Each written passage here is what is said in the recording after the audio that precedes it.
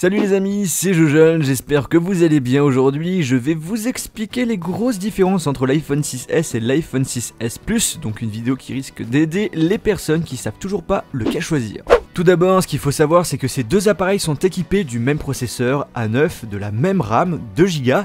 D'après les comparaisons que j'ai faites, l'un n'est pas plus rapide que l'autre, que ce soit au niveau du démarrage, dans les jeux ou en utilisation, on remarque aucune différence, ils ont la même puissance.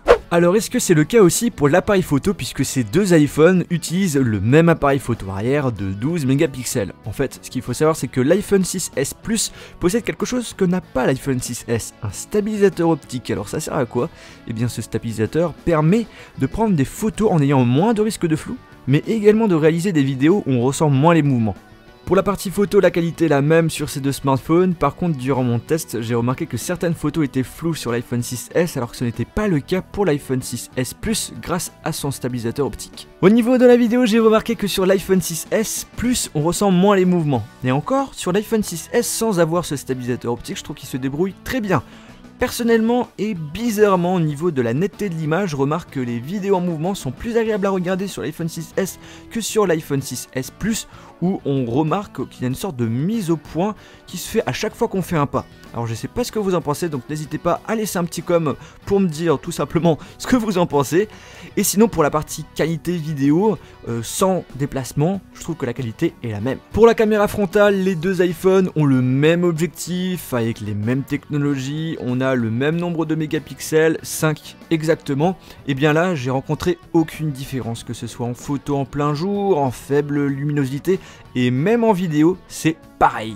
Ce qui les différencie réellement, c'est leur taille. Même si le design est le même, l'iPhone 6S Plus est bien plus grand et bien plus imposant que l'iPhone 6S.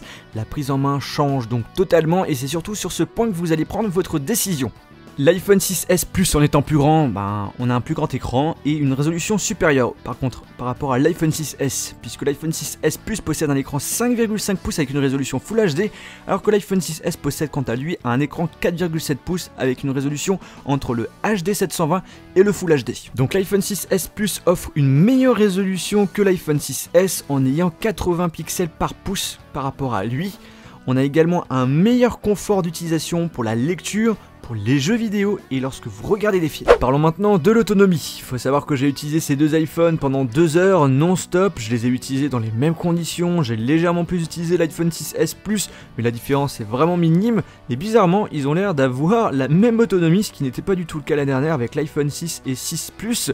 J'ai fait plusieurs tests en laissant des applications gourmandes et certains jeux pendant plusieurs minutes et j'ai remarqué qu'ils perdaient tous les deux le même nombre de pourcentages, ce qui est assez surprenant puisqu'Apple nous informe que la version Plus est meilleure en autonomie que la version normale.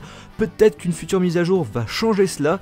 Je vous tiendrai bien évidemment informé sur les réseaux sociaux où je suis et surtout dans ma vidéo avis que je mettrai dans la description quand elle sera disponible.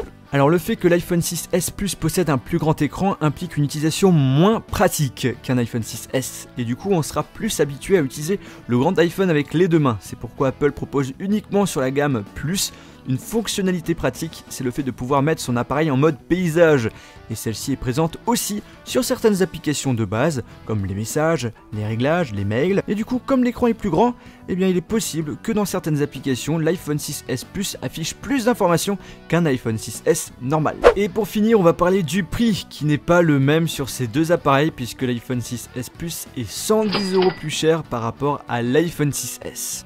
Même couleur, même performance, un appareil photo presque équivalent, une autonomie où il n'y a aucune différence flagrante, vous l'avez compris, la différence vient surtout de la prise en main, de la résolution de l'écran mais aussi du prix.